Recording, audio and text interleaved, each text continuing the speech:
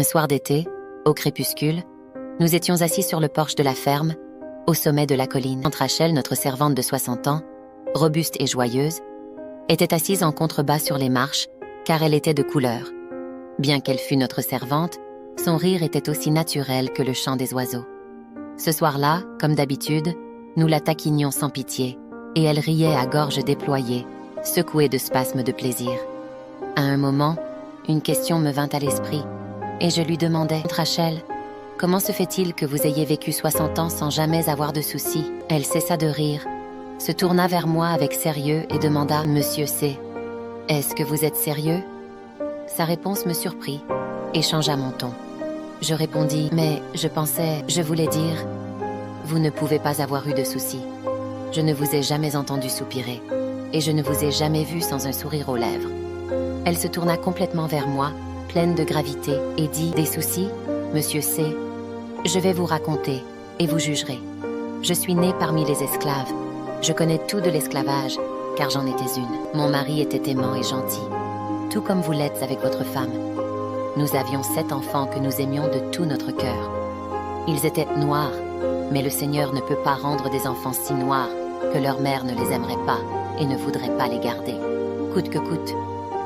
Elle continua, évoquant sa mère, une femme fière née dans le Maryland, qui se targuait de son origine en disant « Je ne suis pas née dans la fange pour être dupée par des déchets. Je suis une des vraies poules bleues du Maryland. » Cette phrase lui revint en mémoire alors qu'elle racontait l'accident de son fils Henry. Leur vie changea brutalement lorsque leur maîtresse, en difficulté financière, décida de vendre tous ses esclaves. Ils furent enchaînés et exposés sur une estrade haute devant une foule. Tante Rachel décrivit la scène avec émotion, rappelant comment son mari fut vendu, suivi de ses enfants, un par un. Elle se battit désespérément pour retenir son dernier enfant, Henry, mais il fut également emporté. Avant de partir, Henry lui murmura qu'il s'enfuirait pour acheter leur liberté. Pendant des années, elle ne revit aucun de ses enfants, sauf Henry. Elle fut vendue à un maître à New Bern, et, lorsque la guerre éclata, elle resta seule avec les autres esclaves dans une grande maison après la fuite de Seymour. Les officiers de l'Union s'installèrent et lui demandèrent de cuisiner pour eux. Un jour, elle leur parla de Henry, espérant qu'il pourrait l'aider à le retrouver.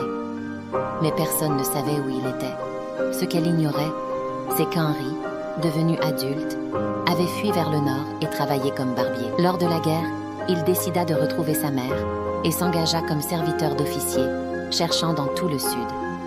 Un soir, lors d'un bal militaire dans la cuisine de Tante Rachel, un jeune soldat noir attira son attention. Elle le chassa avec colère, mais il continua de danser, et soudain, il sembla reconnaître quelque chose en elle. Le lendemain matin, alors qu'elle préparait le petit déjeuner, elle le reconnut à son tour.